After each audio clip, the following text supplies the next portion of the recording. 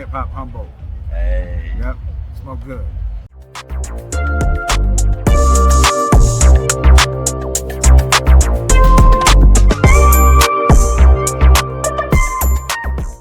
Fantastic. Yes. Thank y'all for joining me this evening for this radio show and episode of Hip Hop Humboldt. In the studio right now, like I said, we got the one and only Professor Funk. How you doing tonight, brother? I'm doing fantastic. Dope. And don't feel afraid. I'm gonna turn you up a little bit too. Don't be afraid to eat that mic. That's some of these mics. You know what I'm saying? I hate to be like that, but I got one of those voices that it's smooth, and sometimes it's right below that level that people are able to hear, but sometimes it's good because it makes people get a little bit closer. That's exactly right. I love that. Now, that's real talk right there. So thank you for joining me this evening. So let me see. So now what we're going to do when we usually do interviews on the podcast, on the radio show, I like to basically go through your history, and this is your platform. You can consider this your platform. We're going to talk about whatever you want to talk about. Only thing I'm going to end up doing is at the 9 o'clock on the hour mark, I'm going to break in to do the station identifier once. It's going to take me about 5 seconds, and then we back at it. And again, this is, so you talk about what you want to talk about, but what I typically do is move through the timeline of like who you are and, how your journey has gone. And, I like to start with like, maybe what some of your influences were. A lot of people around here did not grow up and in Humboldt County, so a lot of people are from outside the area. So we'll talk about like where you might be from and how you got into music, and and then just take it from there. So cool. Yeah. So I guess that would be one of the first ones. So now first, actually, let me preface it like this: Professor Funk is one of the, and I said this earlier while you was gone, but I said that you are one of the best drum and bass DJs in Humboldt County, and you got some accolades around here. Because I used to know one of my homies used to be I haven't talked to him, I haven't seen him in a long time, but Grasshopper, you know what I'm saying? That's my guy. Yeah, he had nothing but lovely things to say about you over the years. You know what I'm saying? And actually, I saw your music. Interestingly, probably most recently, one of the things I saw from you was. It was 2, maybe 3 years ago. It's all a blur. But a few years ago, you had a little record player and you took it out to, it looked like maybe it was like Strawberry Rock or some nice spot out on the coast. And you were spinning up. Camel Rock. Yeah, that was Camel Rock. Okay, you were out of Camel. Yep. Yeah, we do that sometimes. Me and my boy Defi. Defi has been holding it down. But shout out to Defi. Yeah. Him and his boy, actually, Yas, super amazing artist, is down in the Bay now, but they would just go out there and play like lo-fi reggae and like all different types of jams out there by the ocean. One day I was just hiking and I rolled up. I was like, what is that? That sounds like somebody's performing up there. And I just rolled up and they got the just some classic like roots playing. I was like, okay, what's up? These are my folks. And I would kind of like team in with them. They would drop some instrumentals. I get on the mic, and then I thought, well, if they're doing it with like lo-fi and like more chill beats, let me see if people can take a little bit of like some liquid drum and bass. And it was pretty dope. It's definitely, a chance to get out there and share the music with people. Absolutely. How large were the groups? Not that it matters, but was it a good amount of people out there? It's like, the people that are there at the beach, and it all depends. There's a small gathering of people that'll come through just for the events if they see like the Instagram story popping off, but people that are just there at the beach seem to love it. They'll roll up and just, be walking their dogs or whatever, like, what's this on here? Let's go check it out. 100%. Everyone from like old retirees to like random college kids up there, so it's a good chance. Especially at Camel, because there'd be some surfers down there. They probably come up from the waves and be like, what's going on? They know what's up. Yeah, they already know. They're like, they probably been doing that, and that's what you see once you start doing stuff like that. You're like, oh, okay, I'm tapping into a rich history of underground events and, guerrilla parties, essentially. And maybe that's a good place to kind of like tie it into the influences and whatnot. Absolutely, yeah, because so that was just a few years ago, and I know that you've been, at least from what I've heard, you've been doing music for more than just like 2 or 3 years. So like, yeah, let's go back to the beginning. So where did you grow up, if I can ask you?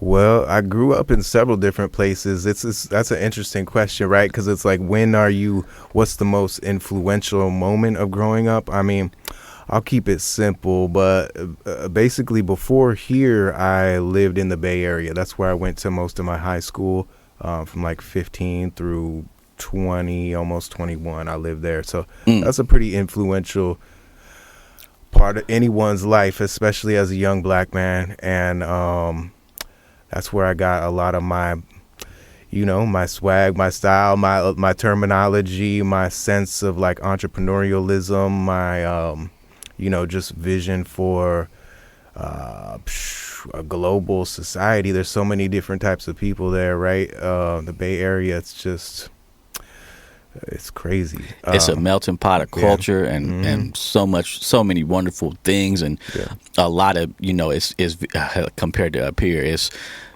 very diverse, which I love because I grew up in LA, so I'm used to that diversity. So, you know what I'm saying? So the Bay is like, that's just like LA on, with even more culture sometimes. You think about it, Yeah, there's little pockets of just things like whatever you want to find, you can find your people there. But that's what I was attuned to that kind of led to me coming up here. But to, speak in terms of my earliest influences as a musician, that's definitely growing up in the Bay. And when I moved there as a 15-year-old, I'm like, oh man, this sucks. I gotta move to a new place. I'm like, I had all my established friends, but luckily I smoked a lot of weed, and that was like that was the way. Yeah, that was the way basically that I used to like connect with people. And it just so happened the types of stoners that I connected with as a 16-year-old were also like ravers, in the late 90s Bay Area scene. A lot of underground parties, a lot of like different culture I was all of a sudden being exposed to. I was like, wow, what is this, At first I wasn't just like straight drum and bass jungle. I was like just taking it all in, right? You had like this kind of overarching raver culture, but then you have the little pockets like the house heads, the trance people, the breakbeat crews.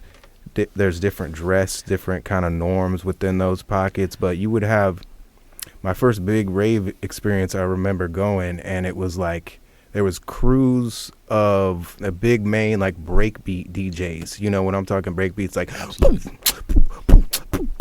right. It's like old school, but like electronic.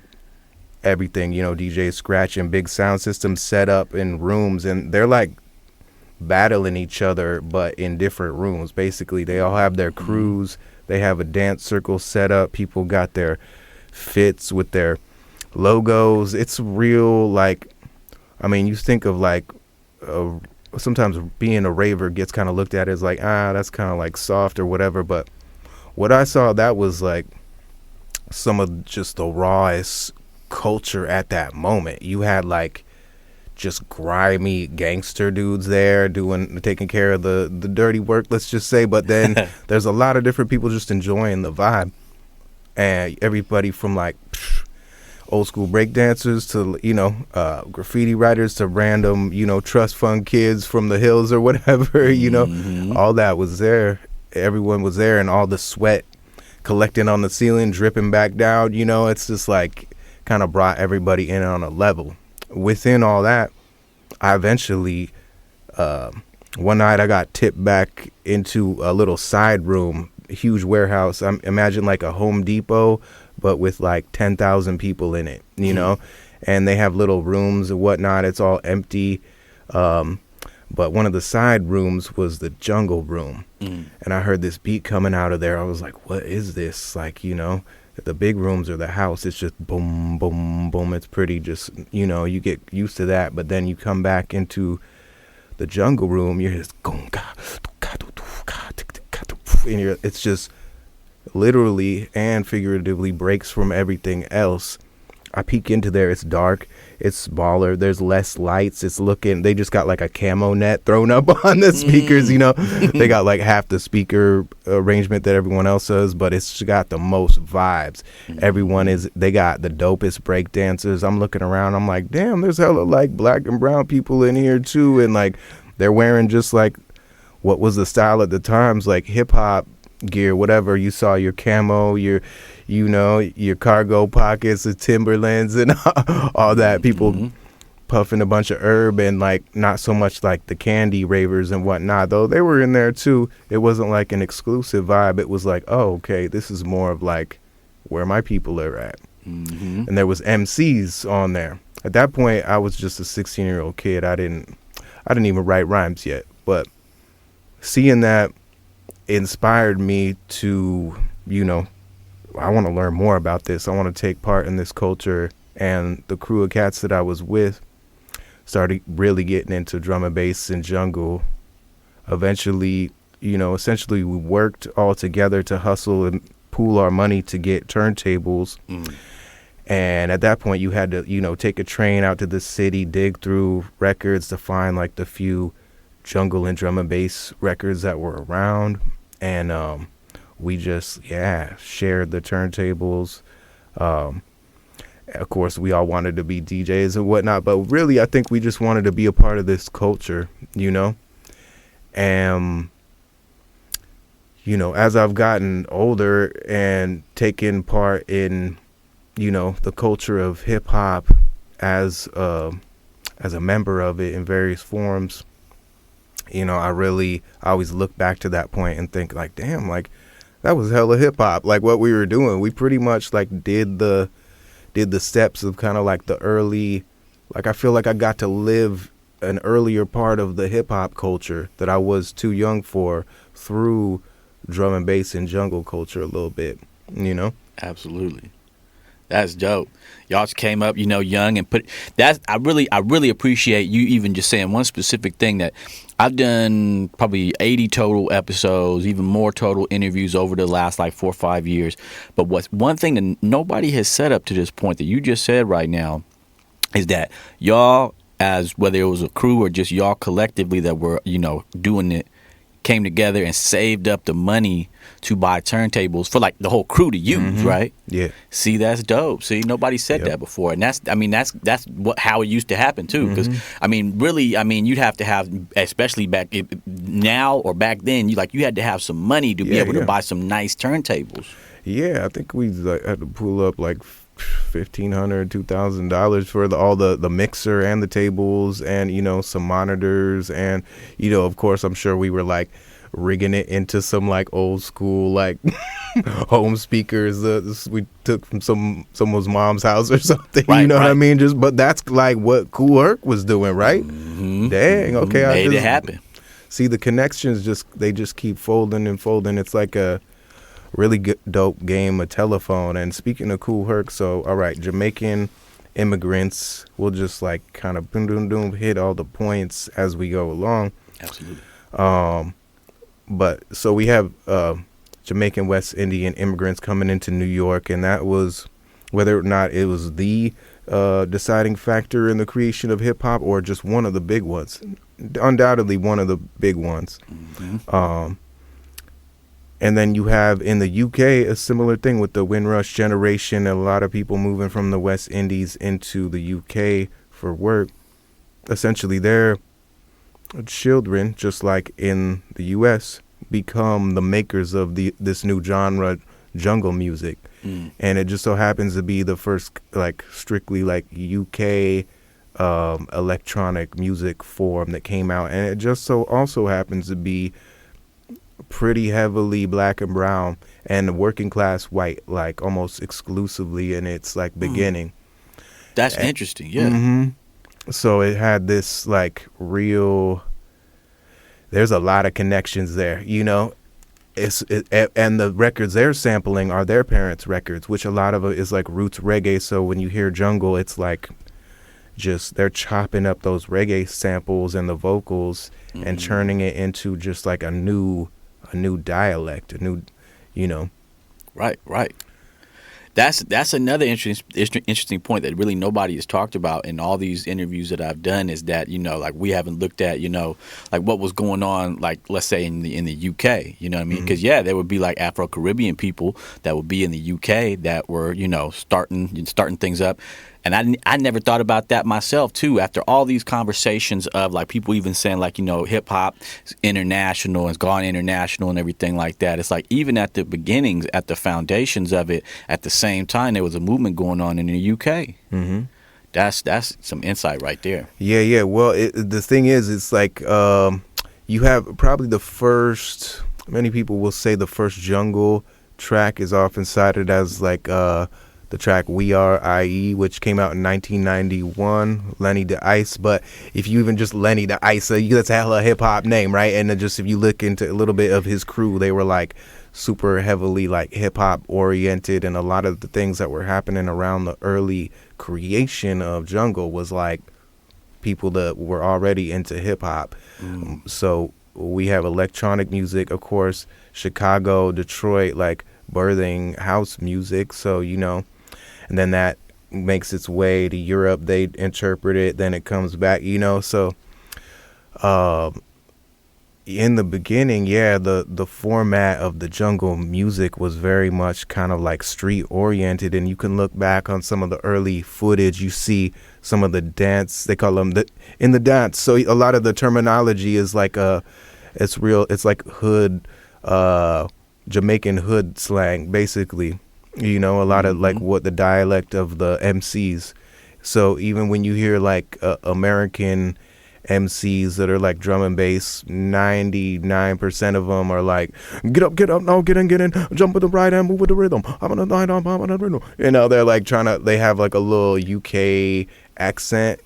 And to me, that was another inspiration for like what I would become as an artist, is saying, oh, okay, that's really dope, but why are we doing that? Like, we have our own style, our own swag, our own terminology that's hella dope, you know? So like, let's create something new. It didn't seem like anybody was doing it. Now some cats are catching on and starting to give more of like a hip hop flow, or at least to but you'll see it pretty much anytime you see like a drum and bass MC live, like go through tapes. It's hard to find any, even the ones that like rap live, they start getting excited. They start trying to sound like a Jamaican from the UK and big up the people. Yeah, with the DJ. You know, you're like, okay, bro, just, you could say like hood slang that sounds super dope, like to the rhythm, and it's going to serve the same purpose, but it's going to be more of you. So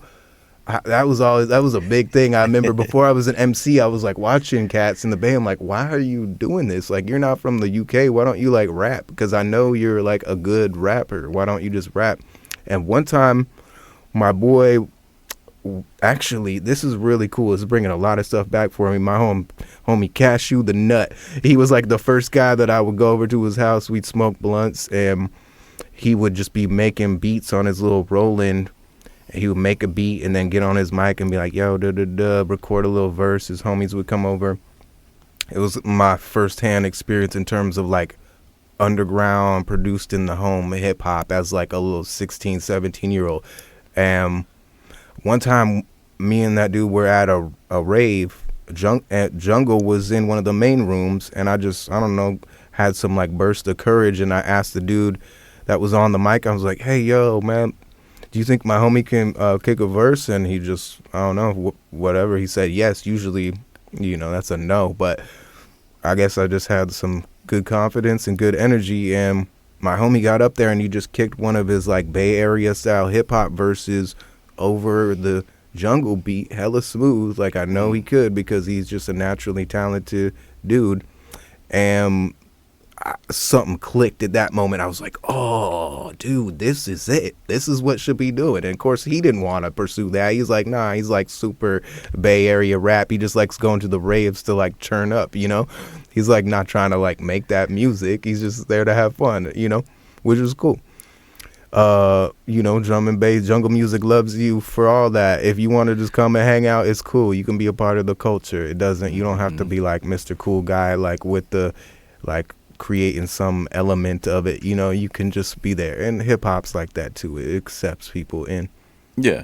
But at that point, that's what really laid the seed for what would kind of become Professor Funk. I was like, okay, if I do music, it's going to be like that because I love underground hip hop. I've been studying lyrics for years. And I was just like, I don't know if I want to write though. I don't know if I have the confidence. And when I came up here, just one summer, like one of the first summers I was up here, super bored. Homie took me to what was then Muddy Waters open mic. Absolutely. And they had a hip hop open mic. Man, what were those cats that were up here? Oh, I wish I could. There was like a crew. It was like the Humboldt Freestyle Kings or something like that. And they were just like a group of cats. And a couple of those cats. I think Andreas was one of them. Andreas one. I think he's in the Bay now. I think he still does like graphic design. He probably still makes music. He was a cool ass cat. But him and this other dude were, I forget his name, but he was also super cool. All the dudes, mad cool. Hip hop open mic with just a DJ playing beats for like hours, and cats could come up, kick a verse. It was super dope. Coffee shop. Yeah. And I just had like a wild hair of courage and got up. I never rapped before. I just grabbed the mic and I started like freestyling. I don't know if it was any good, but I kept freestyling and it felt like I was like killing it or so. I know it just felt like just this burst of energy came down from the sky and just I left my body for a moment and sucked back in. I was like, whoa. And like, I don't know, everybody seemed to be like, oh, that was cool. You know, I was like, damn, maybe I shouldn't tell them that was the first time I ever like spoke my voice to a beat out loud, you know? Yeah. Beyond just like rapping in your head or whatever, you know, I think everybody is a fan of hip hop. But at that point I was like, oh damn, I think I might have like a gift for this, you know? Absolutely. That's dope. I just kept pressing, and within that first year I started getting asked by the Deep Groove Society cats who started throwing events at what was still then Muddy Waters, now shout out Northtown Coffee. Super cool people. They still doing open mics down there, and that's about to get popping off. But I'm gonna get there in a second. But they had the chocolate soap. That was the event. It was the first jungle drum and bass night. It would be a monthly, and my first flyer with my name on it. It was like November 2004. Chocolate soap, Muddy Waters. I was on the mic doing just trying to freestyle the whole thing. I might have had like one verse or something that I had written. You think of Mag, I'm like, damn, I can't believe these cats. They're super nice for even just letting me up there. I must have been all right because they have a good taste in music, but it gave me the platform to work, to have show after show and practice after practice for hours, because I would be up there with DJ like every show I'd be rapping for like 2 or 3 hours, and just the learning curve was greatly reduced because of the amount of time I had just being in front of people. I broke past that barrier, and then, you know, when I would go home, I would just freestyle to myself to where I feel like I just had it. And man, that's when NAC 1 came up. Shout out NAC 1, yeah. I met my other homie Ryan Thoth. If you don't know, you gotta check his stuff is out there somewhere he did a mixtape with like Guilty Simpson, Opio, freaking Illmind, like Terminology, Raekwon. Like he spent like, I don't gonna say how much, but he spent a lot of money on the mixtape. It was like that 2010 era when people were doing like a full album, but it's a mixtape and they just give it out free. Right.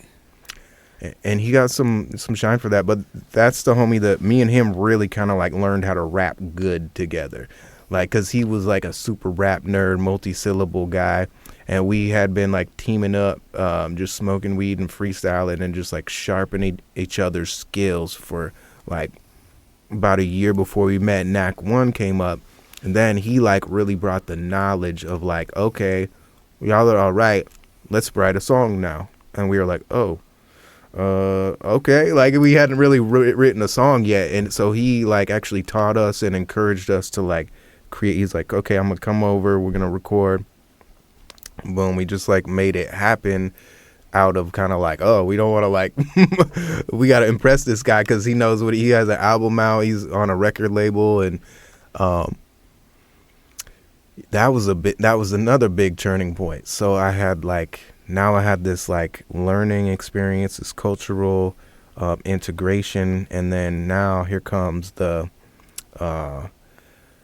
the young master at that point, right? It was 2005, I think, when he came up, and he showed us a lot. He taught us a lot about like the recording process and the structure of a song, how the different ways to harness your skill for writing into actual finished presentation on the microphone, because anybody can just rapidy rap, but to be able to take your words, your thoughts that might be really beautiful but to present them in the right way and to have that impact is kind of one of the main keys, right? 100%. That's so dope to hear that it was Knack 1 that, dropped that knowledge. Knack 1 has been like holding the culture down for years, man. This area is so blessed to have him around.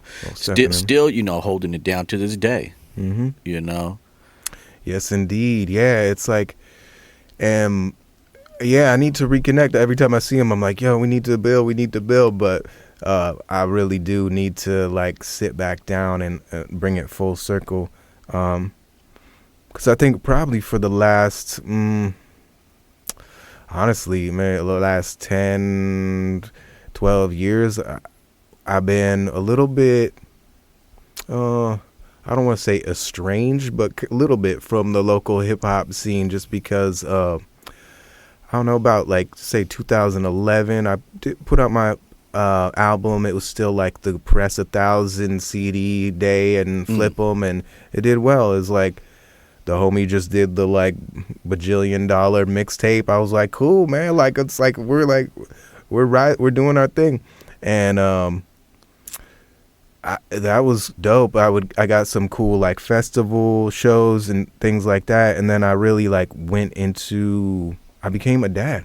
So I went really deep into that, and then it kind of became like, oh, if it's not a money-making thing, how can I really justify it? Because I need to be really focusing on the important stuff in life, which hip-hop is, of course. But at that point, I was just like, no, how can I justify that much time spent on something when, you got kids. Yeah. So I had to take a little hiatus, and I think it created this like frustration of where like I would just build up this pressure, and I have all these rhymes, and I would just be like doing dishes, like writing and all that, and I think that was all like necessary too, looking back on it, and it drove me to like really go inward and look at what I was doing and be like, okay, if I get a chance, it's not gonna be any like rapidy rap stuff, which is cool,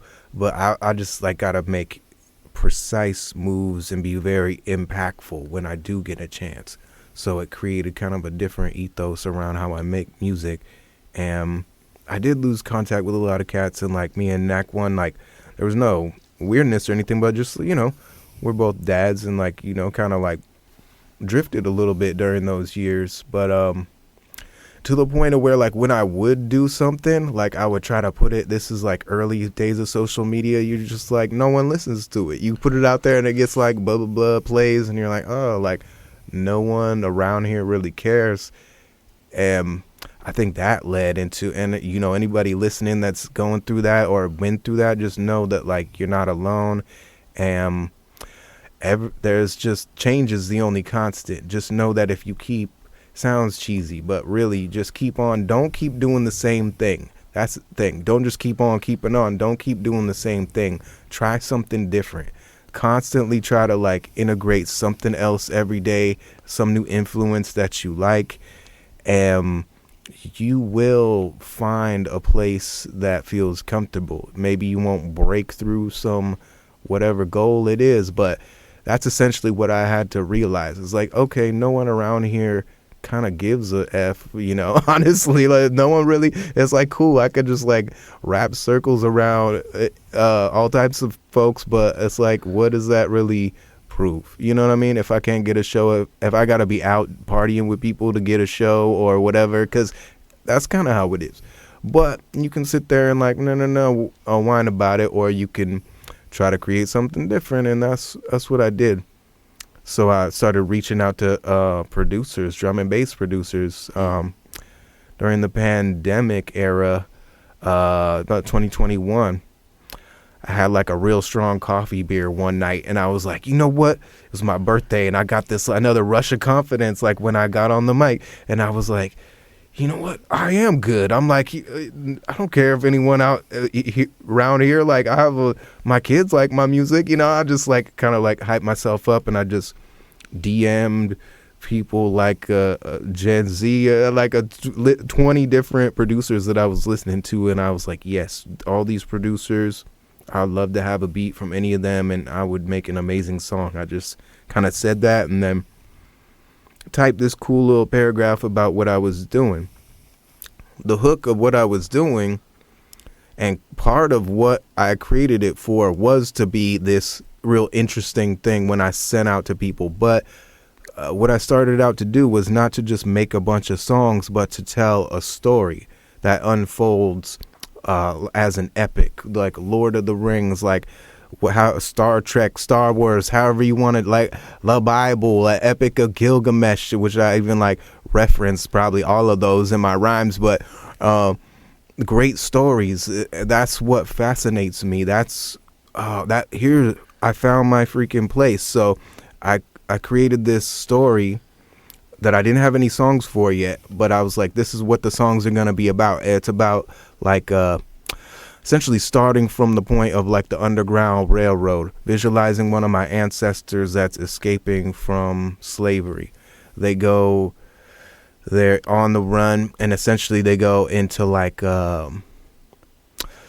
you know, a state in between worlds. Like maybe they've been running for so long, maybe they have a fever, they're like sleeping in the day, hiding at you know, going at night, and everything's all flipped around. So they go into like a kind of out of body interdimensional place, and this is where this whole body of work takes place. Is like they're hopping back and forth in time. They're going back to Africa. They're 300 years in the future. One of their ancestors is terraforming another planet, and it allows me to write kind of about whatever I want to, but they're all stories, and they all connect to like my like hypothetical ancestors, but they're just like stories that come to me, and they're like, oh, here, write me, like. And you know, those are all real examples of what I've done. I've done a story about, and these are all been released on like pretty big drum and bass labels, which is cool. Like, I don't know what hip hop labels they're gonna sure do a song about, like, you know, some black dude terraforming a planet, or a boot. Those would be cool. I mean, a bootlegger. Basically, one of them was like a black bootlegger, though, like, because a lot of people give this story about the like redneck white dude out in the hills bringing a whip, but guarantee you there's a lot of black people doing that too. And I kind of use the narrative of like kind of how we use other unconventional means of economic sustenance to rise our status in society. I kind of like that frame of like, oh, I bet almost guarantee you, like, the story that came to me was like, there's a black bootlegger and he was like a sharecropper, and he used like kind of a side hustle. Part of his like land that maybe he wasn't telling the dude about was like he grew an extra plot of corn and flipped it into whiskey, and then kind of used that to come up and get another little piece of land. And then his son like used that to like, you know, it goes on to the next generation of like a couple sons later is in Humboldt. Like, you know, I visualizing some of the first like black people that I met up here that had been up here for a generation or something, that kind of were like black pioneers in this predominantly white area, just, you know, growing trees and trying to like carve out a place for their fam, like of outside of the plantation of the, you know, working day-to-day existence. And that's kind of how it started. You know, this whole project, I call it the River of Time, basically. But yeah, you can just look it up. Professor Funk, River of Time is actually one of the songs. Well, they all, you know, take place along this kind of a storyline of epic intersecting ancestral journeys, you know. That's dope. That's one of the, and I always say this, like when I hear something dope, I'm always like, I don't want this to ever, you know, step on anybody's toes, but that's one of the dopest creative, like conceptual, you know, ideas that I've maybe even heard on this whole podcast and radio show in 5 years, man. I appreciate you, man. Definitely. Like, yeah, it's amazing. Like, you can use, here's what I would say. It's like, everyone's going to spend time alone, or whether it's around people, because I've spent a lot of my life like feeling alone around people, you know what I mean? Alone in the crowd type of energy. But you can just like dwell on like how you don't feel connected, or you can deeply connect with yourself and tap into the all, the highest connection of you know, and you're never lonely in that state. Actually, you have unlimited access to all these cool things, like these stories and whatnot. And if you try to take it all in at once, it can be overwhelming. And maybe that's what some people do. I think, you know, yeah, essentially that's the drive now, is to tell stories. That's my place, is to tell stories. I don't need to like deconstruct the world's problems and be very literal. I can go from telling like a direct story from a character perspective to being very abstract, like a narrative, and, you know, kind of speaking, coloring sounds, and, you know, giving words the flavor and things like that, you know. Very, you know, also definitely big influence by psychedelics, you know. You tell some of that language is in there for sure. But that's dope. where the music is going. Now I'm able to link in local artists, because I'm getting releases. Like every track I'll get done, it gets released and it gets signed and released pretty quickly. So now I'm like, cool, like let me link in some local artists. So I did a track collaboration with Duo Science, big up Brazil, on the production, and got Zach Alder from Digging Dirt to sing the hook. So oh wow, that's continuing the storyline, but it's more of like kind of takes place in the ether, right, where some of them just rest in on like a certain feeling, and this one is just Take Me Home. It's like a blues, like drum and bass interpretation of the blues, and he's singing the hook. I got to write the lyrics and the melody. It's one of my first times doing that, and have him sing that, and it came out amazing. It's like it's got that kind of like just electrified, like Chicago blues kind of anthem sound for the hook, and then I'm rapping in kind of like a sing-song type of way, and the beat has got like a nice kind of almost like a churchy organ in it. It's dope. It's most of the stuff I do is real organic sounding, in terms, you know, a lot of people think of drum and bass and jungle, and they think of like a you know, real growly or aggressive, like a synthetic sound. But the beauty of drum and bass in jungle, I guess to bring it back full circle, is to look at it. One of the architects of this whole thing, DJ Store, female DJ, I saw an interview with her once, and she said jungle music is like she said it's like the bastard child of all world genres of music. It's like all the, and it does, if you think about the people that made it, it was kind of like hip hop, people that were kind of like, sure, play with this, we'll give you like the little scraps and stuff, and like you make something of that, and like, oh, it turns out we made the dopest something from that, and like, and not only that, but like everyone's welcome, because it was from the ground up, the working class, the black and brown people. They took all their influences, which is the bread and butter of the world. Like the most people are in that class. So we have been the makers of the music. We have access to all that ancestral memory of the creation of all those different sounds. And that's what went into jungle. So some of the first stuff, like listen to the track, the original Nutta. It's very well-known jungle song by Shy Effects, and the vocalist on there, UK Apache.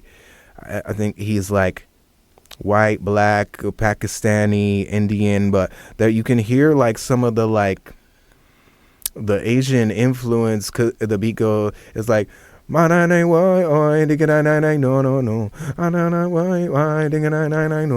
It has like you can hear how that like oscillation. It's like what they call it, like the solfeggio or whatever in the like.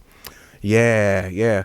So you're like, whoa, okay, so this is already, and then it just keeps going. You're like, okay, in the West Indies, they did have Indian indentured servants and African people in proximity sharing culture. So the music also has kind of always had a blend like that. So it's only natural that it reappears as a new child, if you will, of the people of the earth. Absolutely. Yeah. That's dope. That's a lot of insight, man. That's a lot of perspective and insight, man. Like, you give me a whole new perspective on just drum and bass, and I really like what you said too, because I heard this in the tracks of yours that I've heard. Like, I like how you said a few minutes ago, like, people just traditionally think of drum and bass as really growly and everything like that, because amping your energy up. And the music that some of your tracks, obviously I have not heard your whole catalog, but some of the tracks that I've heard from you, it's a different aesthetic, it's a different feel, it's less growly, it's more kind of ethereal. Yeah. Yep. They call that subgenre liquid.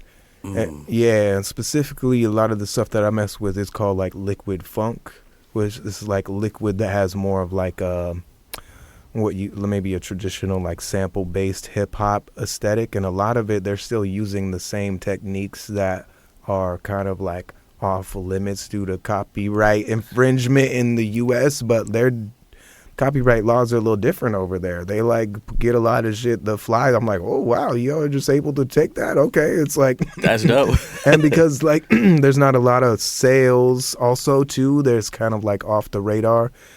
Like one of the labels I mess with, they do a whole series of releases. It gets put out on vinyl too. I think they do quite well, but it's called The Unknown Artist. And it's like a bunch of different artists, maybe, supposedly, but they're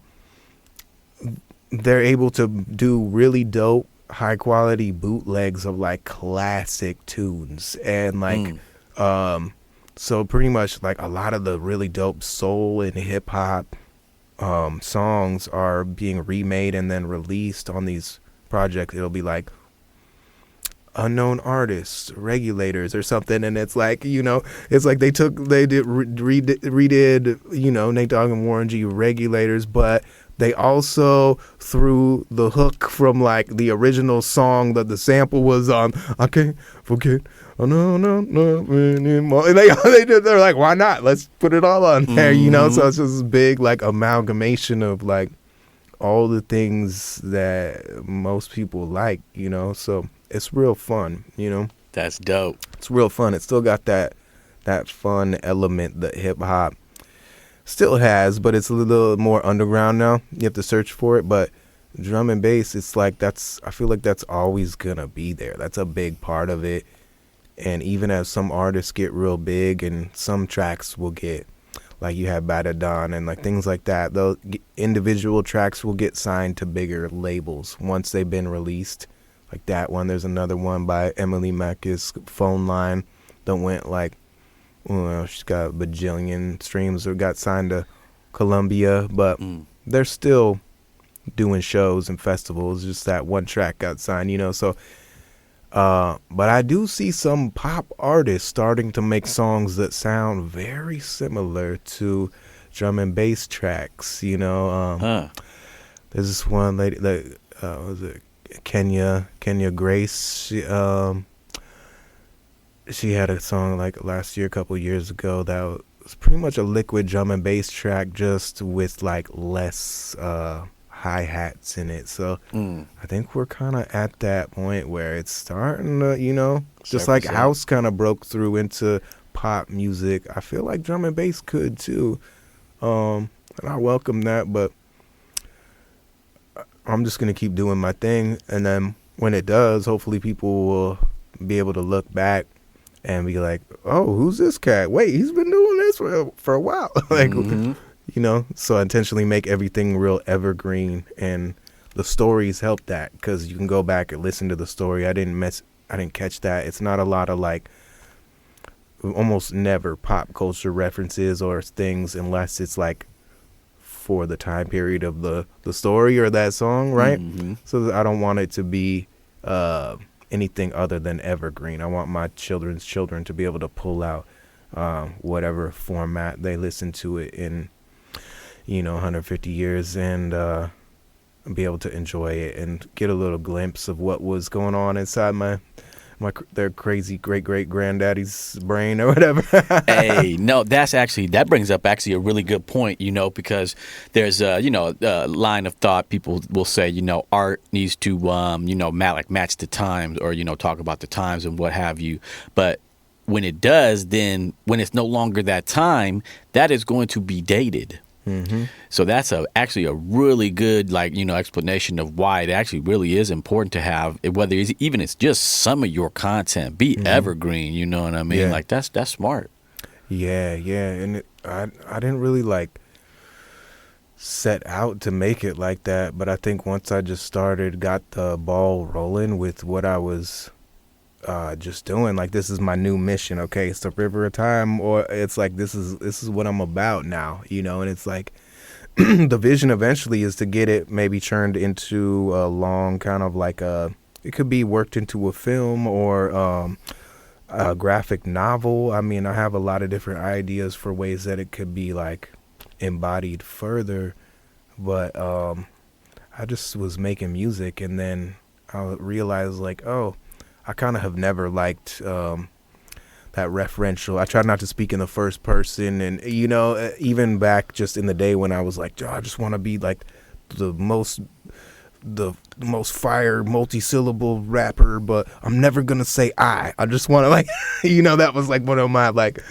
weird little hang-ups. I'm just gonna be like we, or just like speaking kind of like the ephemeral, you know. Absolutely. Saying, yo, whack MCs be like, blah, blah, blah. You know, I'm like, nope, never going to do that. I had like a checklist of things I'm never going to do. Now I try to like make a checklist of things I really do like. That's like the main shift nowadays.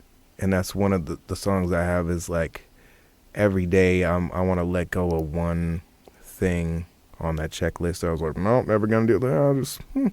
maybe I will, maybe I won't. Who cares? You know, just let it go. I can see why people like to do that. Actually, that sounds really cool when you do that.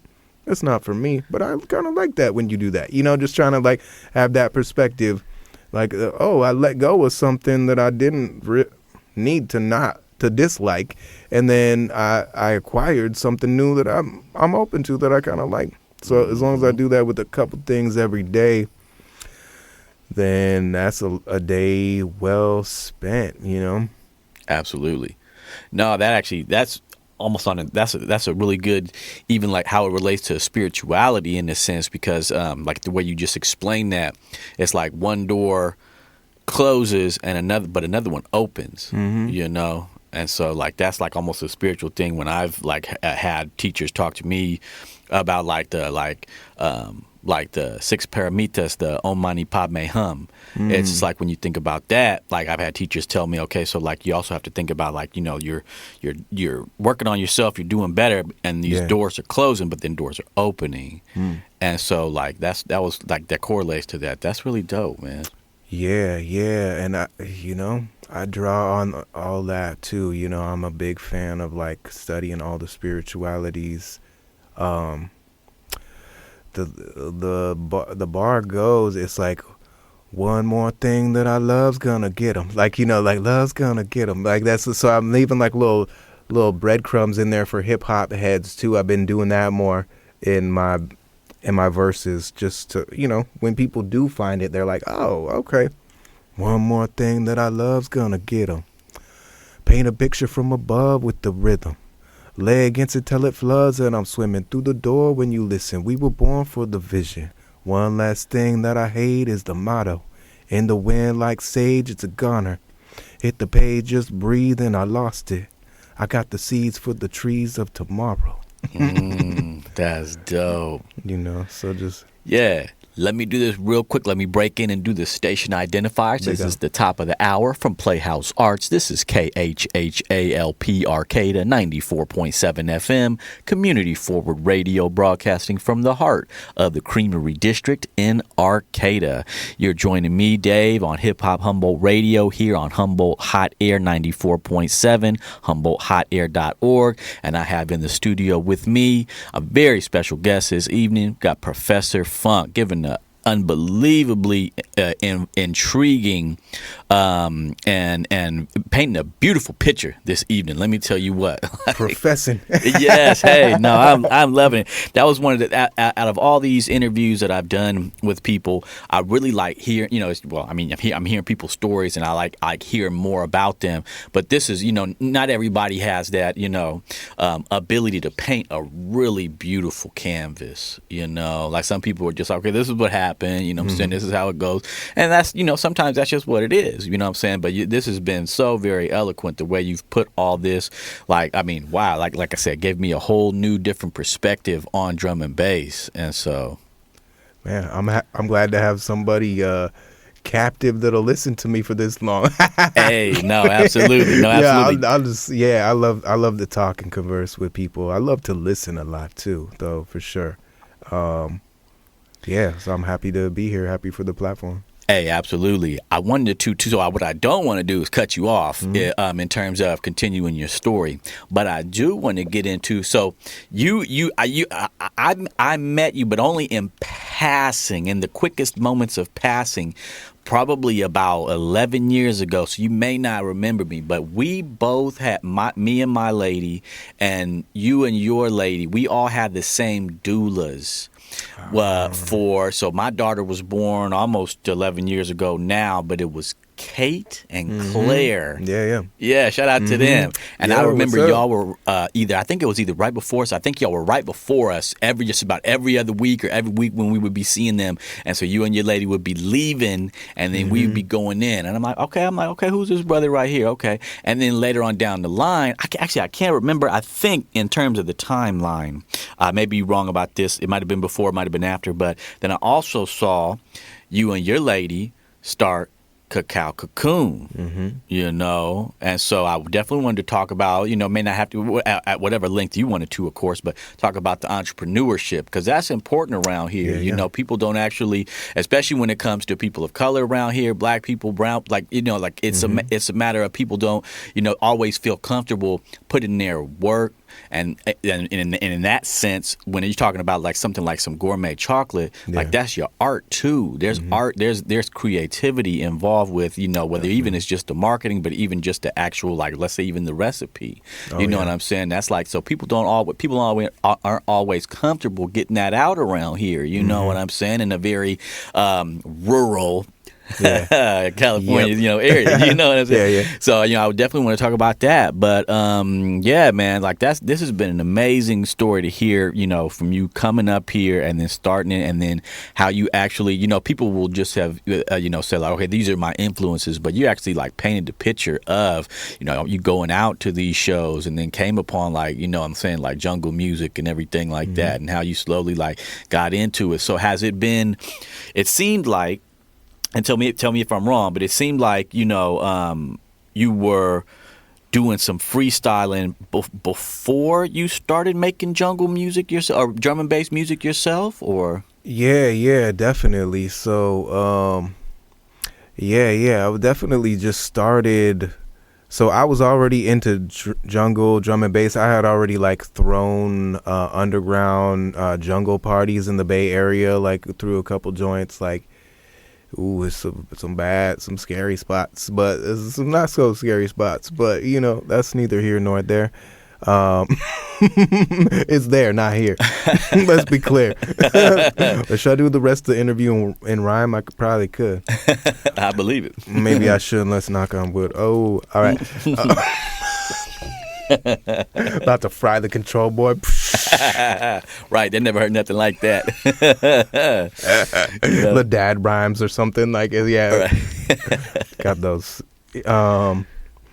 Yeah. Okay, so wait, what? So refresh my memory of the direction I was. Oh no, you good. Honestly, it's up to you. Totally up to you. But I was just trying to clear up. You started freestyling before you started producing.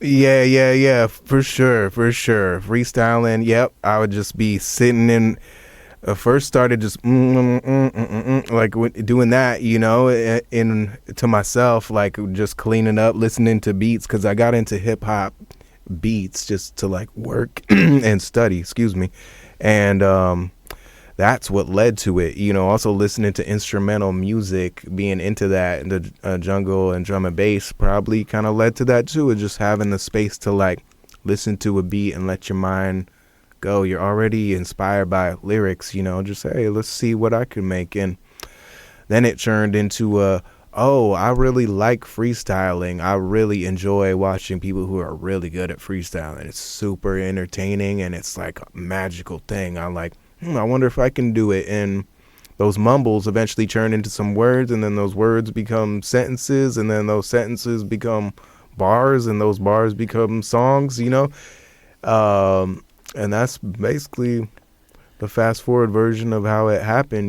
When I was brought into the local jungle scene, I probably overspoke my abilities. I'm not sure how it happened. I was probably like, yeah, I can rap. I'm super good. I don't know. Maybe they saw me like rap a couple times, but I think there was a different vibe too when people had like a lot of that ganja money to throw around, and people were just kind of a little more like nonchalant. You throw a show, don't matter if you break even, but you make it up here and there. Yeah, sure, you can have this artist on. Doesn't matter if they bring in a bunch of people. It's just more of like the opportunities circulated, I think, a lot more. Absolutely. And that's part of, I'll give credit where credit was due, because I probably wasn't that great starting out, but I still had the same ethics and the same cool, like, weird sense of reality and creative topics, Mm-hmm. Probably saved me, but that's what led to doing it regular. And then once I had verses, then I would just go in there and like do what the kids call freestyling now, which is just whatever beat they would throw on, I would pick a verse from my Rolodex of beats. And that's still kind of what I do as like a when I perform live as an MC with drum and bass music, which there's going to be a show next Friday at Northtown Coffee. I'll be on the mic rocking it with Grasshopper, as you were talking. Dope. Yeah. And the event is called Boogie, which that's the cat that I like connected with the most back in the day originally, that brought me into like the Deep Groove Society, DJ Boogie. Rest in peace, he's no longer with us, but this event is kind of reconnecting to that history and the how Muddy Waters, now Northtown Coffee, was like the origin of a lot of that scene, you know. Absolutely. In terms of having like a legit venue, not just some underground at a house party or in the woods, because that's what was going on before.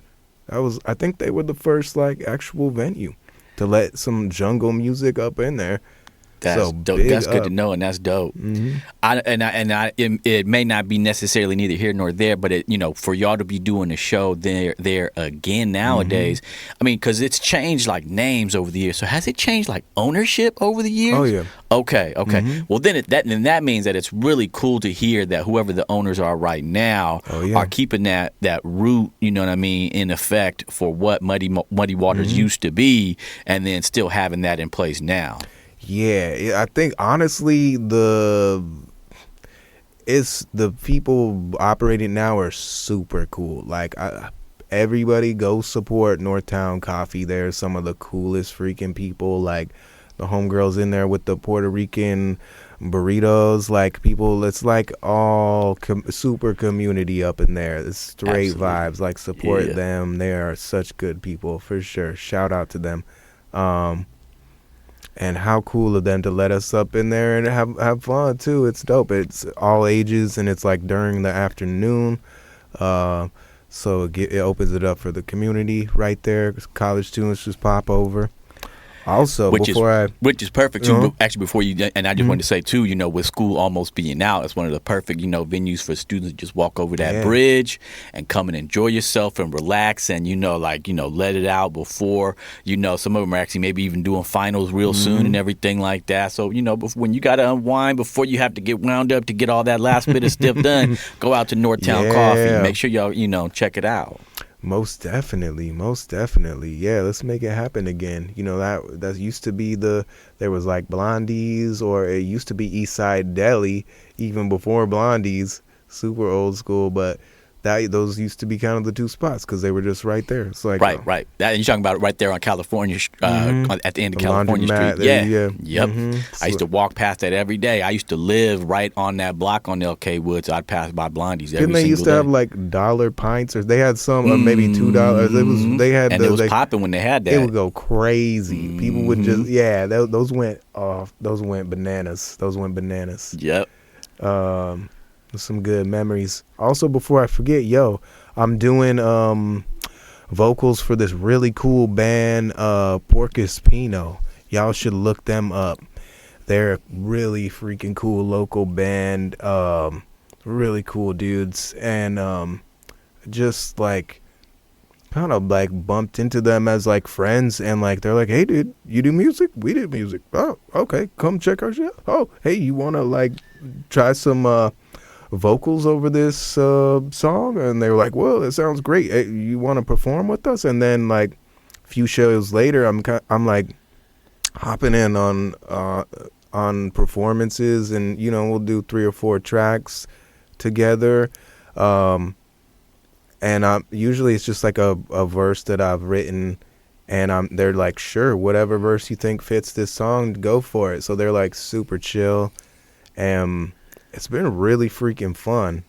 Really fun. It's extra cool when you have that band backing, like that, as that element that you don't always have, you know, especially when it comes to hip hop, you know. Yeah, and they're not even like a hip hop band. They're like, it's like, I don't know how to explain it, like math rock, jazz, funk, fusion, like eclectic, like it's unclassifiable. Kind of, you know what I mean? But they're like, here, this section is hip hop, is in the 4/4, and then we'll keep it at this tempo for you to rap, and then we're gonna go back into ding ding ding ding ding, you know, it's like whoa, it's pretty freaking cool. That's dope. I love that when you actually can classify no genre at that point. You know what I mean? Yeah. Medicine Ball, you remember them? A band? Yeah, Medicine Ball. I don't think I do. Ball, like the ball, like the culture. Would it be AHL?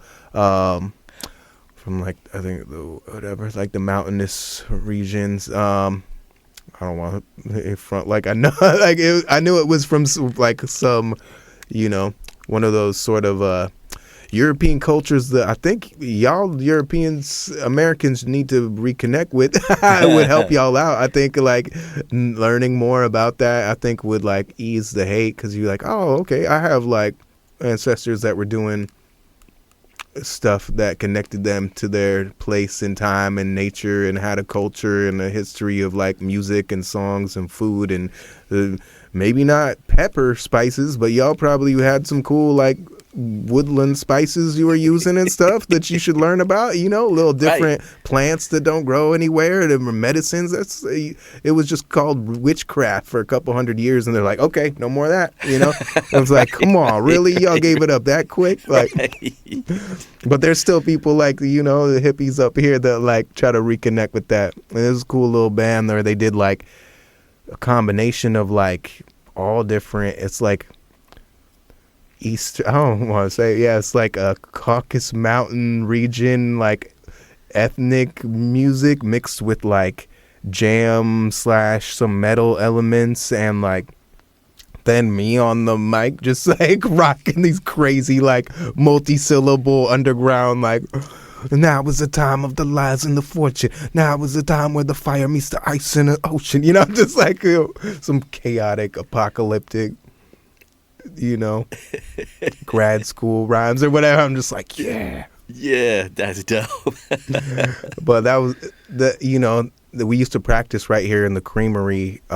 He had a spot right up on one of the top floors. Oh wow. And that was super cool. So that made me, I thought about that coming back over here. I was like, oh, I remember Medicine Ball, and that's kind of similar to like what I'm doing with Porcus Pino now. So we got a show Monday at the Siren Song, which is now at a new place. It's what used to be, I think, Jimmy O'Dunn's, but it's right there. It's even easier to find, and it's got a cool like vibe. It used to be Speakeasy, and it's like 120 years old or something.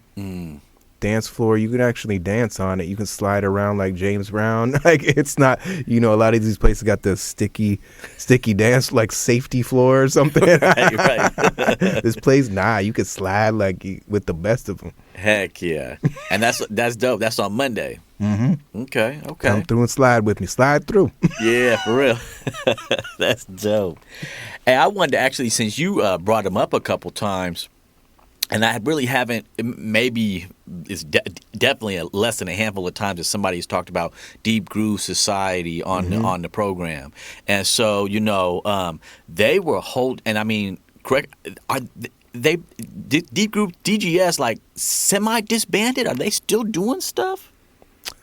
I guess I shouldn't expect you to know, yeah. Well, many of the original folks are no longer in the area. Like Jason is in LA, Touch is up in Oregon.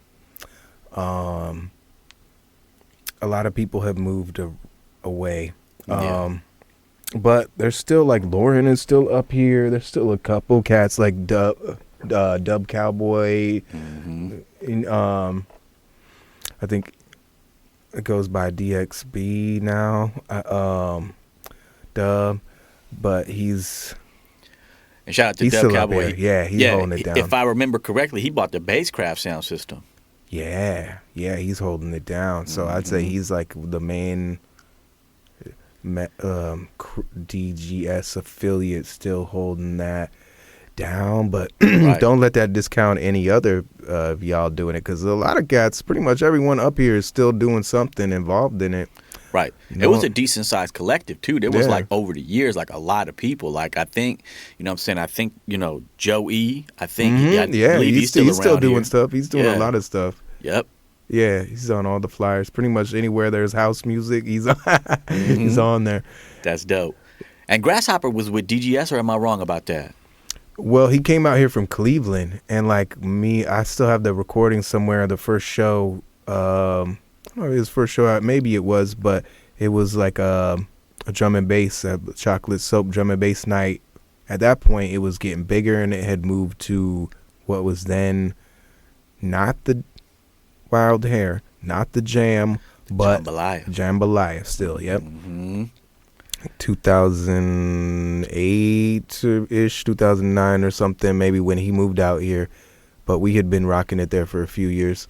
And he came out Cleveland with just like the Cleveland jungle style, Midwest style, which is like turntablism. Like cats would just come out and be like trying to just show, like flex on cats. Like you had to do like a 3-minute blend with the vinyl or something, like not skipping, not messing the syncopation. Then you have to like also like crab scratch on top of it or something, it was just like level.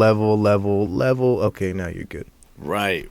So that's like Danny the Wild Child, Phantom 45, cats like that, like really inspired me as far as like, that's why I didn't try to become a DJ for a while. I was like, that's like what I grew up watching. So I don't DJ Craze, like, it's like, oh, I have no business trying to do that. But then I realized, like, wait a minute, I need to learn to be able to like be independent and self-sufficient and take any performance that I can, because I can do it for myself. If I'm gonna be just vocalist, I can run my beats, I can do some DJ crowd work with what I have, and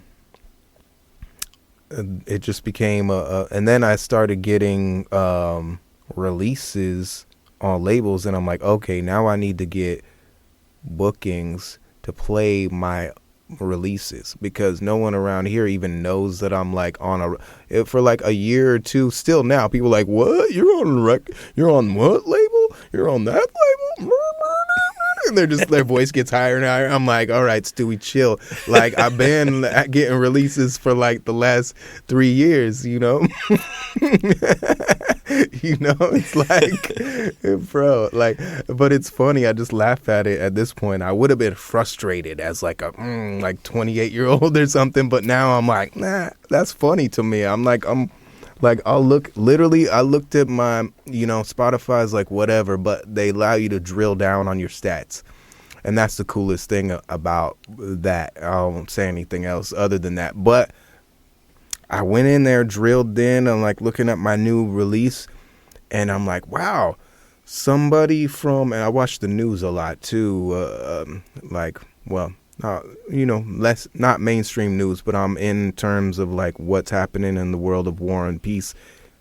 And I'm seeing, Dnipro, Ukraine, I got like 10 plays this week on my new track. Wasn't there like shelling happening there like too? And then I'll look at like, where's Eureka? Arcata? No town anywhere within 500 miles of me listen to my song at all, but Dnipro, Ukraine, where they're getting actively attacked by missile fire, is listening to my music. That's kind of crazy. What is your excuse, people of Humboldt? Right. Get on your computer right now and search Professor Funk. Yes. You hear my smooth voice, I'm going to speak nice to you. I'm not up in arms. I'm not angry. I just want you to listen to my music. Yes. No, absolutely. Y'all got to make sure y'all go find Professor Funk.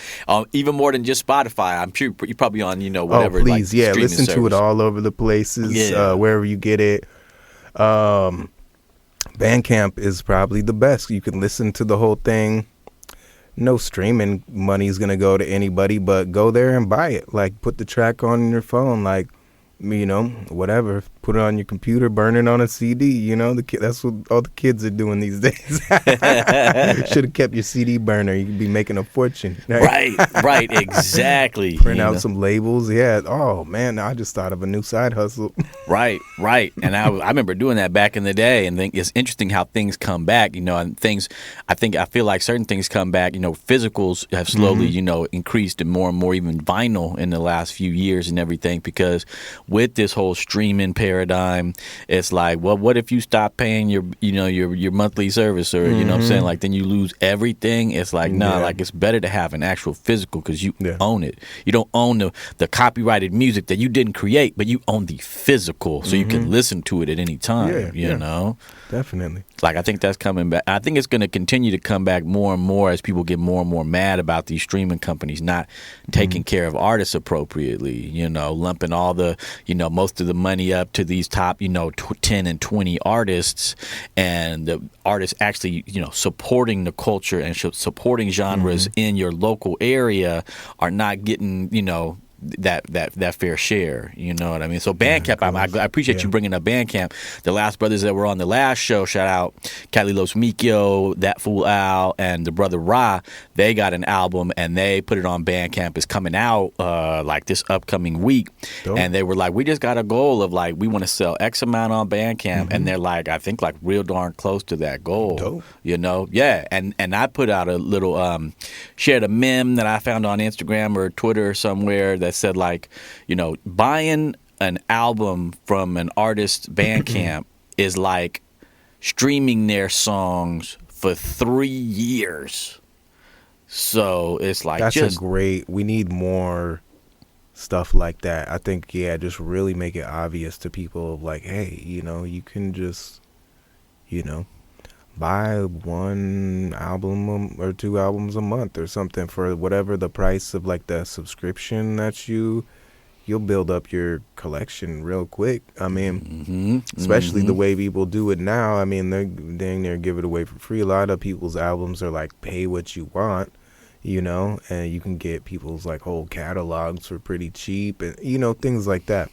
Right. You could just dig into one artist real deep for a month, you know, like a deep listen is what I encourage people to do. Yep, that's always my funnest thing, is to find a new artist and then like go through their whole catalog. You know, like and then I thought of another point too to think about. Okay, let's just say you paying, you know, Spotify $20 or $22 a month or whatever it is, and over a year's time that's like $250. You go through a whole year, pay $250, and you don't have not a single physical to account for. That's like unheard of back in the day when we grew up in the 90s and everything like that. Like, no, you buy tapes and then eventually you buy the CDs, you know. So it's like, think about spending $250 and you got nothing. You know. Yeah, if you would have like took a time machine back to it's like, here, give me $250, I'll give you nothing. right. You know, you'd be like, no. What? Right, you know. So I wanted to also, too, you know, because we got about 20 minutes to go. I wanted to talk about that, you know, entrepreneurship. And again, we don't have to talk about it, you know, on any link that you don't want to. But I do want to make sure that people knew that, you know, you and your partner, that was the cacao cocoon. Like we were eating the cacao cocoon, man. I'm telling you. And you guys had different flavors with it, you know. And so, like, if you're willing to talk about it, like, what was what was y'all's inspiration to start it? What made y'all make like such dope flavors with like really good quality ingredients? What was the you know, what was behind it all? Yeah. That was a cool time. I mean, me and my children's mother aren't together anymore. Ladies, I'm single. Let them know. Shout out. Yeah, let them know. But it was basically based on love, you know, protected by love. That was the whole thing. My children's mother had like started kind of like an iteration of the business in Mexico. And, you know, when she moved up here and I met her, she had like a grip of cacao butter, and she was making some chocolate. She wasn't really sure. And, you know, essentially we teamed up to like get the business going. And one night we kind of just like had a bunch of fun and like tripped out, and we're like thinking of like different visions for like just the chocolate. And I was like, cacao. So, you know, just like my MC brain was like, cacao. No, it's like that's where that came from. It's like my little multi-syllable brain popping in there. And she was like, oh, that's it, you know, like. it was already gonna be sweetened with honey because that was her thing, and also, I mean, that's my thing too. I don't like cane sugar, but we worked on it together to create a recipe and all the methodology for that, because that's completely, even still to today, largely uncharted territory. I mean, when we started making it, people would just look at us like, "You're gonna do what? No, you're not. Like, you can't do that." They would just like, "What are you talking about, stupid?" Like, they would just look at us like we were just the dumb kids. And maybe we kind of were, but not really. We just followed our intuition, and I mean, for the beginning, I was doing a teacher, and it was mostly what she was rocking, and I was helping more with like the ideas and ideas for flavors and helping out here and there. Eventually, I kind of like jumped more into like the full time making all the chocolate and everything, going to the events and all that. But it was a really cool thing, a project to have together. I mean, that's a cool thing for any family to be able to have a family business and something to like pass on. We got to put our love and like our signature touch in there. I got to like research the different, we started with, they had the African Adinkra symbols, so like kind of like the storytelling of my music, each different flavor like told a story. If you're familiar with Adinkra symbols, like so like, yes, I don't know if they're considered like a pictograph or like, but it's like a multi-dimensional, it's like a symbol. It can have like a literal, like kind of one phrase meaning, but it can also kind of like, you put several of them together and they like tell a story if they're within a certain context too. So like within one context, one might mean like, hard work, and then the other one in a contest of like celebrating like a moment of liberation or like a specific event, like a battle that was fought, then it represents maybe like the work put in to win that specific battle or something when you connect it with these other tiles, so that was the idea with that, is kind of create this cool like, the chocolate that really like speaks to people and kind of reconnects with that forgotten ancestry. That's definitely dope. And with the herbs in there, so it's kind of like a medicine too. Yeah, that was super fun. But yeah, I feel like we kind of like to do something everyone's telling you like isn't gonna work, and you're like, haha, joke's on you. Actually, it does. You just have to do it in a certain way that you didn't think about, because it's pretty freaking hard and time consuming and involves like hand labor versus mechanized labor, 100%.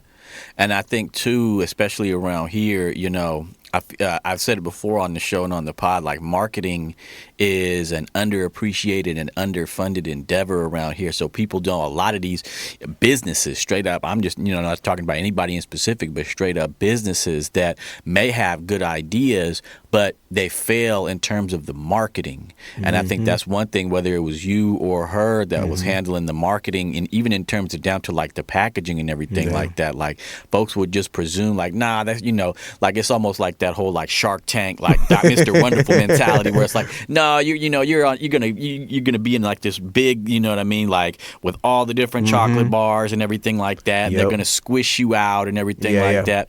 But around here, you know what I'm saying? Like if you have the marketing right and the product is right, you can do it, like you said. Yeah, because we be going up against like Dick Taylors. They have way more everything than us. But I was like, you know what? I look at like you're saying. I looked at the shelf. I was like, there's nothing black here. I'm like, let's black it up, blacken it black. I'm like, let's go like kind of like a dark chocolate black, and like, I'm like, you know what? All these people use this, whack like foil wrapper. Like, let's find something that actually like not only biodegradable, but let's make it compostable. Like before, now it's more common. They got them at like the juice bar and stuff. But we had to do a lot of work to track down that packaging and get the right sizing, and then make the bar to fit. We like inverted it because we're like, we can't create a new supply of this rare type of packaging, so we have to find the one that is closest to a chocolate bar size that we want, and then we created the molds based on the packaging size that we had for the inner wrapper, so that the mold created a bar that would fit right in that wrapper, and then everything else came from that. Designed the box around that, added bulk, and then so we kind of had to reverse engineer a bunch of things. Well, that was fun. Yeah, this reminded me of like, oh wow, I did a lot of work. That was cool. Yeah, no, that's really cool. I feel like too, what I also like too, because there's the idea of something like, okay, so you got a good product, and then you like blow it up, and then like a lot of the times what ends up happening is like people aren't able to handle the capacity, especially like on a local level and everything. So then they like move it to like a co-packer who's and then somebody else is literally creating it. But what people forget is that I just learned this, in my life on my spiritual journey, is that like when you're cooking food, like you're putting energy into that food, and people are actually literally eating that energy. And when you're making the product yourself, like when y'all was doing it by hand, you know what I mean? Like that's a whole different thing than like, let's say, so it could have been, like let's say like blew up and then a co-packer takes it and everything like that, but then it loses some of that, literally that energy, and so like I actually sometimes prefer, just shout out to like my people that did like Humboldt hot sauce is one of the hot sauces around here, where like the dope brother named Cal, he was the chef that made the recipe and everything like that.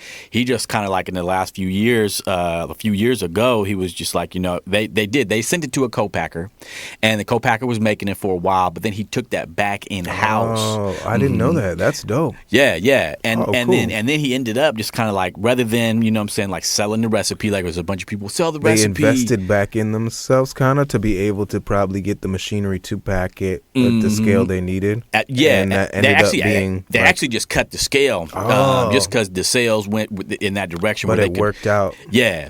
And then rather than like sell the recipe and all that and have somebody else do it, or the co-packer, whatever it may be, he was like, no, this is just done.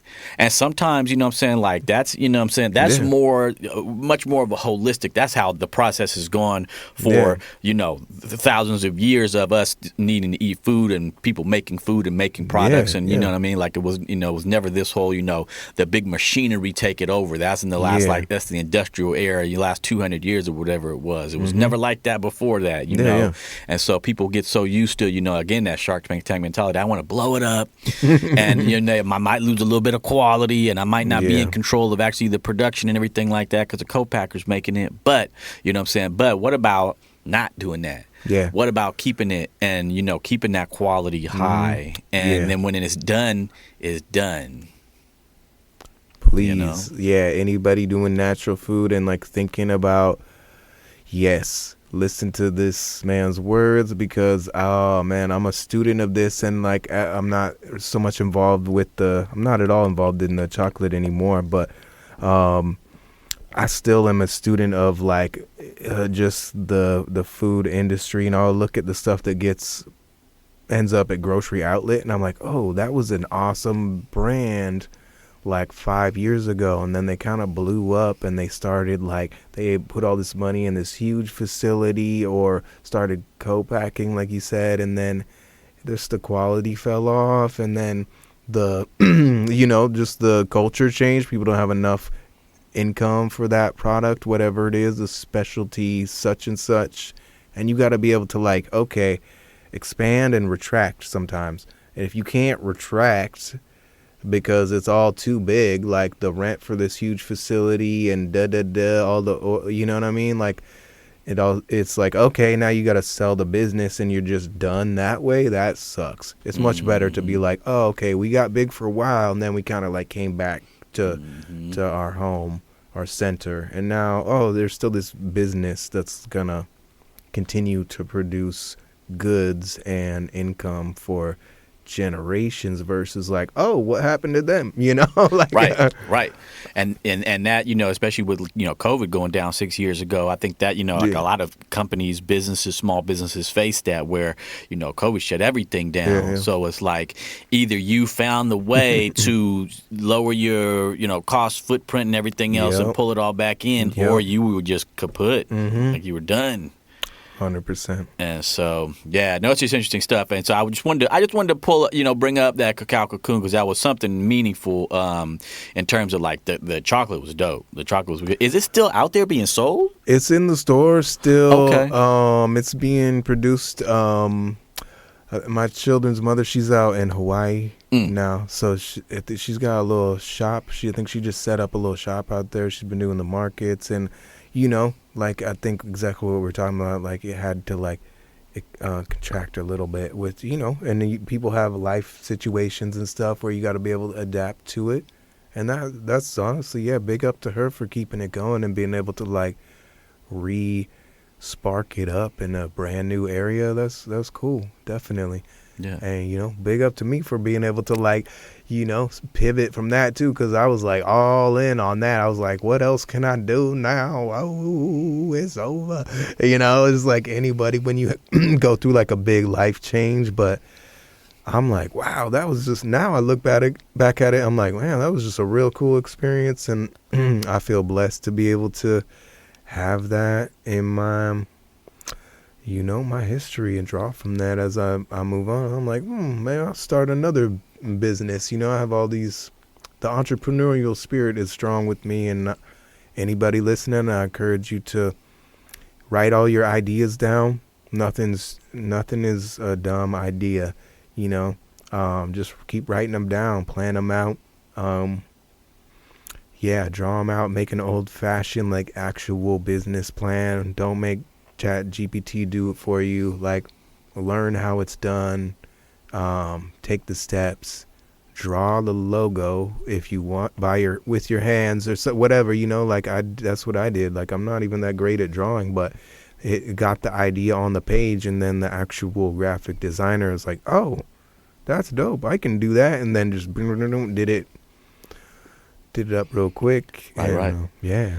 And real quick on that tip that you were just talking about right there, don't hesitate, y'all, to holler at the homie Knack One, because he's one of the dopest graphic designers and graffiti artists around here, because Knack One created the HipHopHumboldt logo. Oh, dope. Yeah. And so I got big love for Knack One, you know what I'm saying, one of the dopest artists out here. Shout out to Sonny Wong, another dope artist out there. You could holler at him, you know. Let's pull it away from, you know, it's all moving towards this whole direction. It's interesting you just brought up Chat GPT, and I could go almost every episode I could go on the tangent, and I don't want to do that, but you know, but you know, like that's what people be doing is they just be, you know, using now, like you just create a logo and AI and everything like that. Pay your local people. There's art. If you're around here with how many artists, dope artists there are around here, like you're just really just, you know, a cheapskate. Or just not doing it right to not pay somebody to make you something dope, you know. And stop blaming AI for being lazy, because AI did not make lazy people. It's just lazy people flock to AI. It's like the godsend. It can be a dope assistant for somebody that's very like driven and wants to get a bunch of things done and like kind of try out different ideas and stuff. Use it like that. Try it like that. Like a really dope assistant, you know, instead of thinking of it as like, I'm gonna skip 20 really important steps, you know, like right. I always say with my stuff, I'm always just like, keep art away from AI, you know, because it's like it's moving in that direction. I just saw a graph recently where it was like the main digital audio workstations and like places that people are creating music. And so, you got Ableton on the list, you got, Fruity Loops and, maybe a couple others. And then you got like BandLab, which is one in the last like few years where it really came up over the years, especially, I think because it's just real quick and easy to make like some dope sound and hip hop in there, but it's not a classical digital audio workstation where you're, really putting your beats together and putting the sounds in and doing the placement and everything like that. It's more just like it's kind of automatic, not completely AI, but it's pretty darn automated and automatic. And like then a lot of loops and like kind of pre-made, like sample pack, like just boom, boom, drag and drop kind of thing. Basically, drag and drop is how I like when people have explained it. Yeah, it gets, because that's that layer where it starts to get easy, where you're just dragging and dropping. And now it's even easier. I've seen that now, at this point in time, now the most used platform to create music is now Suno. And that's straight up AI. That's type in what you want your sound to sound like, your song to sound like in a prompt, and it creates the whole song for you straight AI. Yeah, that's wild. I feel like there might be some use for that I could see it, like maybe if you take like certain component.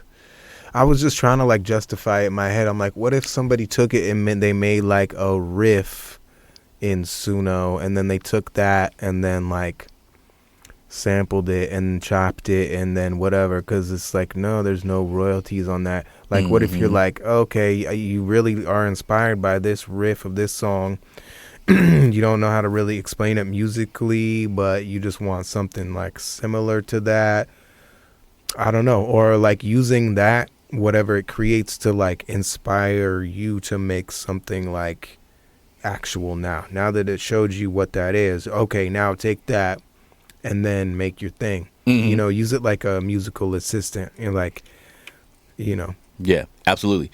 No, and they've got those platforms. There's even a conversation that I've seen in the last few weeks where some producer was saying that he was saying basically like 50% of new hip hop now is people using AI platforms to create the sample, your bass melody, so or your bass loop. Already. And for him, I don't know if it's actually 50%. It may be, but like if it's actually like he said 50%, that's interesting, because there is the different levels, right? Like, I know of a platform where like I said, you can create that sample. Like you said, you don't have to worry about clearance at that point, because it's an AI created sample. As long as you're paying for the platform or whatever it is and get to use it on a commercial basis, then you get that sample. And then, layering your drums and layering, your instruments and layering your drum accents and things like that over it, timing, you changing it up, the variation in your song and everything like that. There's that.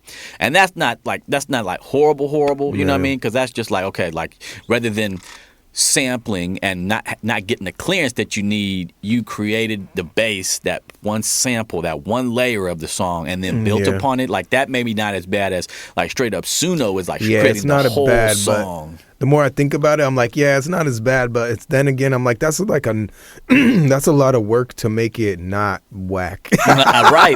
You could just have your friend come over and play a little bass riff. It'd be way easier. I don't know. Like, you never know like what you're gonna come up with. He's got a whole knowledge in his head that's like doper than whatever Suno's got, because he's got human creative abilities. He can just pull something out the ether. Suno only knows what it's been like trained on. So Right. No, 100%. It's interesting though to see that Suno is now like the top thing. I'm like, I keep on telling my artist homies, I'm like, I know we can't like change the world, but we all gotta have some kind of a stand. And even where it's like when I drop mine, because I've just been hobbyist level producing for like 10 plus years, something like that or so.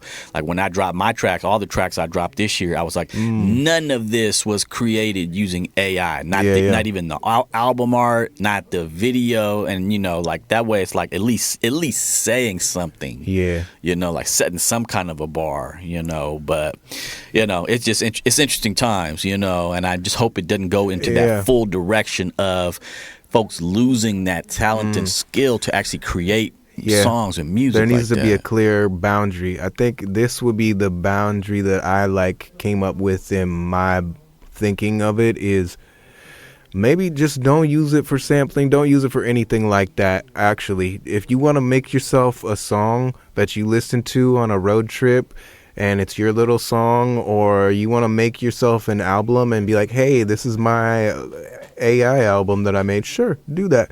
But don't try to put it out. Don't try to pretend like you actually created it or produced it, or that it's some other identity and create some like person and to go with it. Like, don't do that. That's because whack. It's not an original musical creation. It's just like that AI image with the 6 fingers. It's like somebody with a astute musical ear can listen to that piece of music and be like, this has got 6 fingers.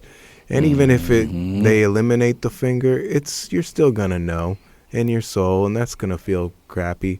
Right. You're gonna wait, at the moment of death, you're gonna be like, that AI album that I passed off is like, yeah. Right. Like, don't do that to yourself. Right. You don't want to have that in your path. You know what I mean? Absolutely. Professor Funk, I really appreciate you coming in for this interview. This was a really dope one. I'm going to tell you what, like out of all the ones I did, I love how you painted the picture that you painted. I'm going to be continuing to listen to more and more of your catalog. I recommend y'all out there do the same. Search up Professor Funk on your favorite digital streaming platform and, check out his catalog as well. It's good to hear and see that you're still completely active in the scene, making music, doing shows, helping, support other, bands and, being a part of things, you know what I'm saying? And I only wish you nothing but the best for everything moving forward. I appreciate you. Thank you for having me through. Don't forget to come through this Monday the 11th to the Siren Song, and next Friday the 15th to Northtown Coffee. Big up, people. Absolutely. And one more thing real quick. Let them know where they can find you on the socials. You can find me on the socials. Okay, just look up Professor Funk Music. I bet if you just look up Professor Funk, you probably see my beautiful face smiling at you. Feel free to hit me up. As I said, ladies, I'm not afraid of the DMs. Let them know. That's the nice thing about the DM. You get direct link to the artists in the community. You know what I mean? Yeah, I'll send you some links for my music too, for sure. Yeah. Well, thank you again for coming through, brother. I'm going to end the broadcast here. I appreciate every single one of y'all for tuning in to the Hip Hop Humboldt radio show here on HumboldtHotAir.org, 94.7 FM. Tune in every other Saturday, 8 p.m. for more from Hip Hop Humboldt. And until next time, y'all.